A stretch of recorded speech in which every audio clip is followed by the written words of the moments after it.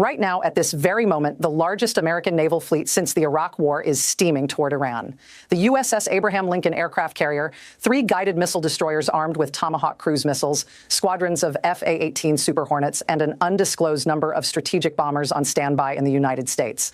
President Trump calls it a massive armada. He says it's larger than the fleet he sent to Venezuela.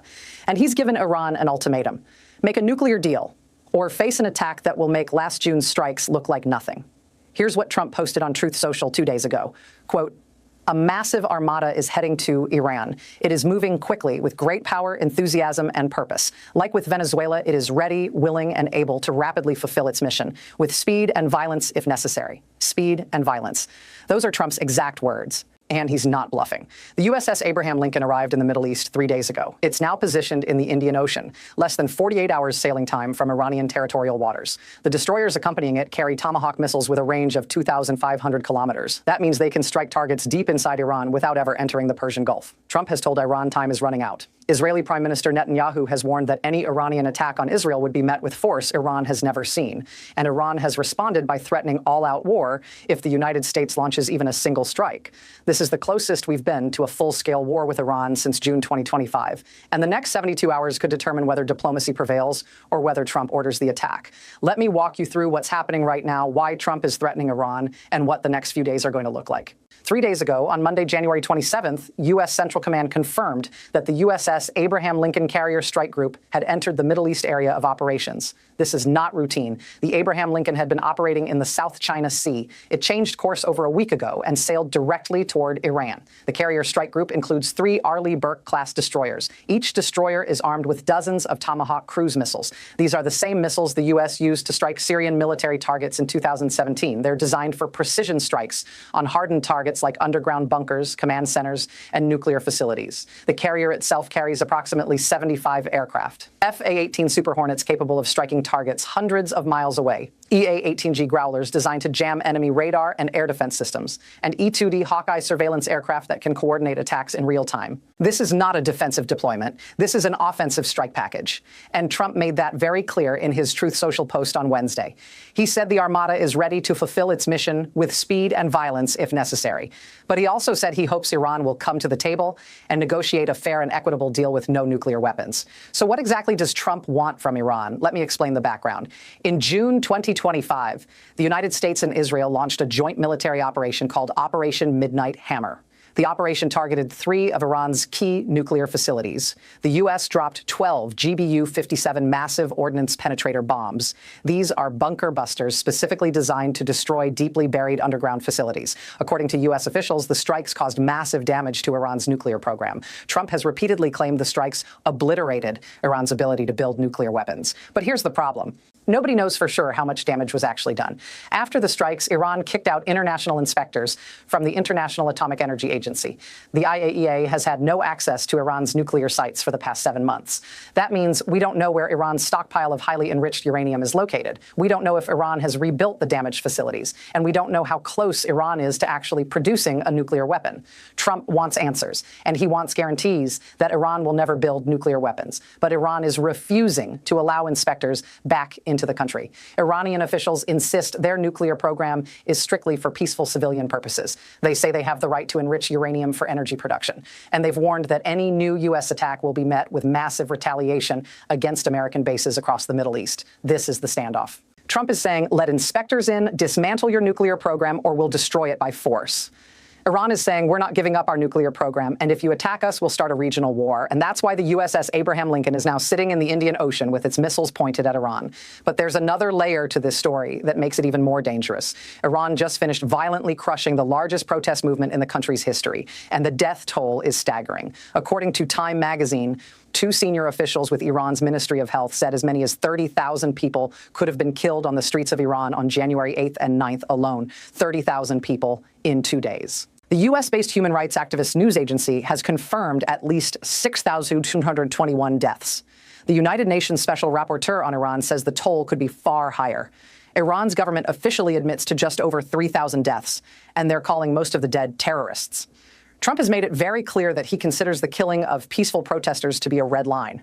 On January 6th, he posted a video warning Iran that the U.S. is ready to go if they continue killing demonstrators. So Trump now has two justifications for military action. One, Iran's refusal to allow nuclear inspectors back into the country. Two, Iran's massacre of thousands of protesters. And he's using both to build public support for a potential strike.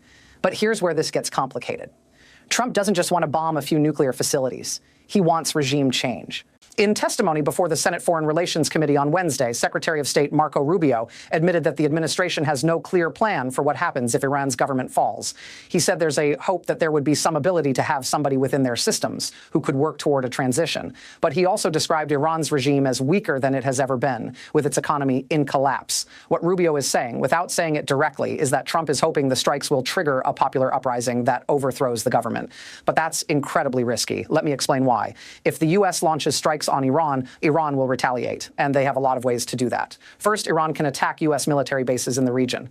There are approximately 30,000 American troops stationed in Iraq, Syria, Kuwait, Qatar, Bahrain, and the United Arab Emirates. All of them are within range of Iranian missiles. Second, Iran can activate its proxy forces, Hezbollah in Lebanon, Shia militia groups in Iraq, Houthi rebels in Yemen. These groups have hundreds of thousands of fighters and thousands of rockets and missiles. Third, Iran can close the Strait of Hormuz. This is the narrow waterway between Iran and Oman, where approximately 20% of the world's oil supply passes through.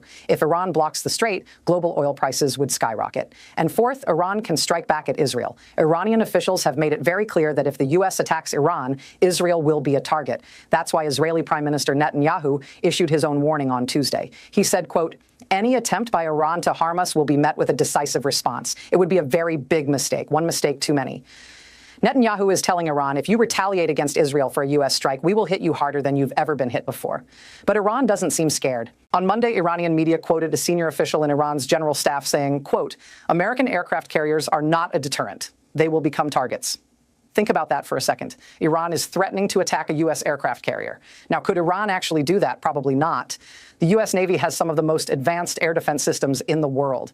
But the fact that Iran is even making the threat shows how serious they are about fighting back. And that's what worries U.S. allies in the region. According to CBS News, multiple Middle Eastern countries, including Turkey, Oman, and Qatar, have urged Trump not to launch strikes on Iran. They're warning that an attack could spiral into a regional war that destabilizes the entire Middle East. The United Arab Emirates announced on Monday that it will not allow the use of its airspace, territory, or territorial waters for military action against Iran. Saudi Arabia has been conspicuously silent, but according to sources cited by CBS, the Saudi defense minister was in Washington this week for meetings at the Pentagon. What does that tell you? It tells you that even America's closest allies in the region are nervous about what Trump is planning. But Trump seems determined to move forward. On Wednesday, he told Axios that the situation with Iran is in flux, but confirmed that he has a big armada near Iran, bigger than Venezuela. He also said, quote, "They want to talk." So is Iran actually willing to negotiate? Maybe, but probably not. Iran's Foreign Minister Abbas Araghchi said on Wednesday that he has not heard from the U.S. about a request for negotiations. He also said, quote, "Negotiations cannot take place under threats, and any talks must be conducted in conditions where threats and excessive demands are set aside." In other words, Iran is saying, if you want to negotiate, stop threatening us with military force. But Trump is doing the exact opposite. He's threatening military force to try to force Iran to negotiate. This is the classic Trump strategy: maximum pressure, overwhelming force, and then at the last possible moment offer a deal. It worked with North Korea in 2018. Trump threatened fire and fury, and then sat down with Kim Jong-un in Singapore. But it didn't work with North Korea in the long run. Kim Jong-un kept building nuclear weapons and now has ICBMs capable of reaching the United States. So the question is, will it work with Iran? Let me give you three scenarios for what happens next. Scenario one, Iran backs down and negotiates. In this scenario, Trump's threats work. Iran realizes that the U.S. is serious about launching strikes. They don't want to risk another round of attacks on their nuclear facilities. So they agree to let inspectors back in and negotiate limits on their nuclear program. Trump declares victory. He says his tough approach forced Iran to the table, and he uses it as proof that his peace through strength strategy works. This is the best case scenario, but it's also the least likely. Iran has spent decades building its nuclear program. The entire government's legitimacy is tied to resisting American pressure. If they give in now, it makes the regime look weak. Scenario 2, Trump orders limited strikes and Iran retaliates. In this scenario, Trump decides diplomacy isn't working fast enough. He orders strikes on a handful of Iranian nuclear facilities, maybe an enrichment plant, maybe a missile production facility, just enough to send a message. Iran retaliates by launching missiles at U.S. bases in Iraq or Syria. Maybe they hit an American destroyer with a drone. Maybe Hezbollah fires rockets at Israel. Trump then has to decide, do I escalate further or do I declare the mission accomplished and step back? If he escalates, we're looking at a full-scale war. If he steps back, he looks like he backed down. This is the most likely scenario because it allows Trump to use military force without triggering all-out war. Scenario 3, full-scale war. In this scenario, Trump orders massive strikes on Iran. He doesn't just hit a few nuclear facilities. He goes after Iran's entire military infrastructure, command centers, missile bases, air defense systems, the works. Iran responds by launching hundreds of missiles at U.S. bases and Israeli cities. Hezbollah joins the fight. The Houthis attack ships in the Red Sea. Oil prices spike to $200 per barrel. The U.S. sends in ground troops to secure Iranian nuclear sites. Iran mobilizes its entire military. And we're looking at a war that makes Iraq and Afghanistan look small by comparison. This is the nightmare scenario. And while it's less likely than the other two, it's not impossible. Because once the shooting starts, wars have a way of escalating beyond what anyone planned. So where does that leave us? Right now, the USS Abraham Lincoln is in the Indian Ocean. Trump has given Iran an ultimatum. Iran has refused to back down, and both sides are preparing for the possibility of war. Here's what you need to watch in the next few days. First, does Trump order strikes before the end of the week? According to the New York Times, regional officials are warning that an attack could come in the next few days. If Trump is going to act, it will likely be soon. Second, does Iran allow inspectors back into the country? If Iran suddenly reverses course and lets the IAEA back in, that's a sign they're trying to avoid a military confrontation. Third, what does Israel do? Netanyahu has his own reasons for wanting to strike Iran.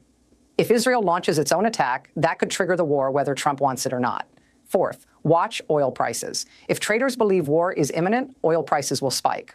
A sudden jump in crude oil prices could be the first sign that markets think conflict is coming. And fifth, pay attention to what Trump says. He loves to talk. If he starts backing off the threats, if he starts emphasizing diplomacy instead of military force, that tells you he's looking for a way out. But if he keeps ramping up the rhetoric, if he keeps posting about the massive armada and speed and violence, that tells you he's preparing the public for strikes.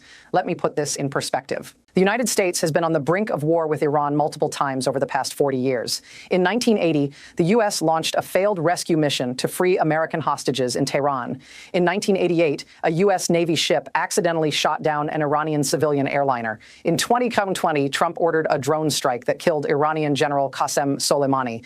Every time we came close to full-scale war, every time both sides pulled back at the last minute. But this time feels different. Trump has already bombed Iran once in June 2025. He's shown he's willing to use military force, and he's made it very clear that he sees Iran's nuclear program as an existential threat. Iran, meanwhile, is in a much weaker position than it was a year ago. Its proxy network has been decimated, its economy is collapsing, and its government just massacred thousands of its own citizens. A weak regime is often a dangerous regime, because when you're desperate, you take risks you wouldn't normally take. And that's what makes this situation so volatile. Both sides are under pressure. Both sides have drawn red lines, and both sides believe the other will back down first. But what if nobody backs down? Then we're looking at a war that could reshape the entire Middle East, a war that could send oil prices through the roof, a war that could kill tens of thousands of people, and a war that the United States has no clear plan for winning. Subscribe to this channel and turn on notifications, because this story is developing by the hour. I'll be tracking every movement of the USS Abraham Lincoln, every statement from Trump and Iran, and every sign that war is coming. The Armada is in position, the missiles are ready, and the clock is ticking. This is the conflict room. Stay informed, stay alert, and watch what happens next.